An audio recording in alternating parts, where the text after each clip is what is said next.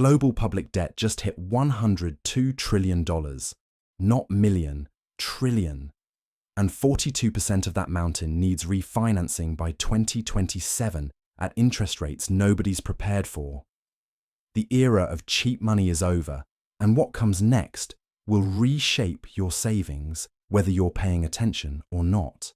The United States alone is carrying $38 trillion in public debt. That's 125% of GDP. For context, federal debt is about to exceed the size of the entire economy for the first time since World War II. Japan's sitting at 230%. France at 117%.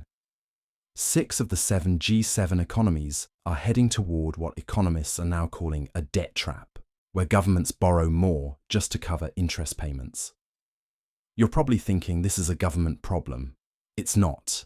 When nations can't service debt, they have 3 options: raise taxes, cut services, or let inflation quietly erase the real value of what they owe. Guess which one's easiest politically? Inflation in the US is holding at 2.7%, stubbornly above the Fed's target.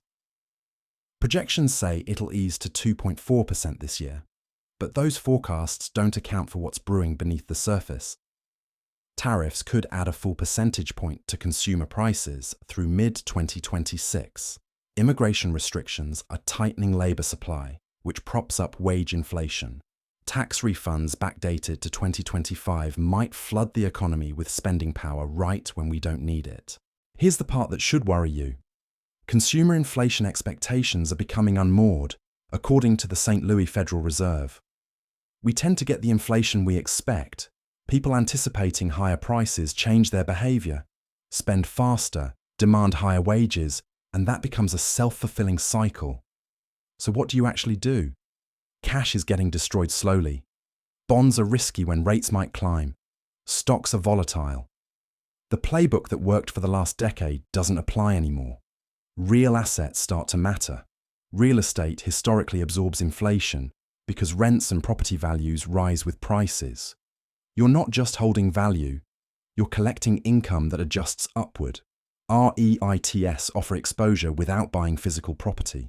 Gold remains what it's always been, a hedge that can't be printed into existence by central banks. It's disconnected from any single currency or economy. When governments face impossible choices, gold doesn't care about their politics. Treasury inflation-protected securities, or TIPS, are bonds where the principal adjusts with the consumer price index. Interest payments rise as inflation climbs. It's one of the few government-backed tools designed specifically for this environment. Diversification isn't just portfolio advice anymore. It's survival strategy.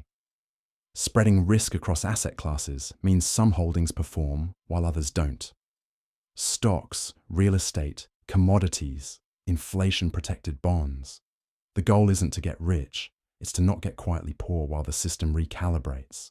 Developing countries are already feeling the squeeze. 61 nations are spending 10% or more of government revenue just on interest payments. That's money not going to infrastructure, education, healthcare. The pressure moves up the chain eventually. This isn't about predicting collapse. It's about recognizing that the financial ground is shifting and positioning accordingly before everyone else figures it out.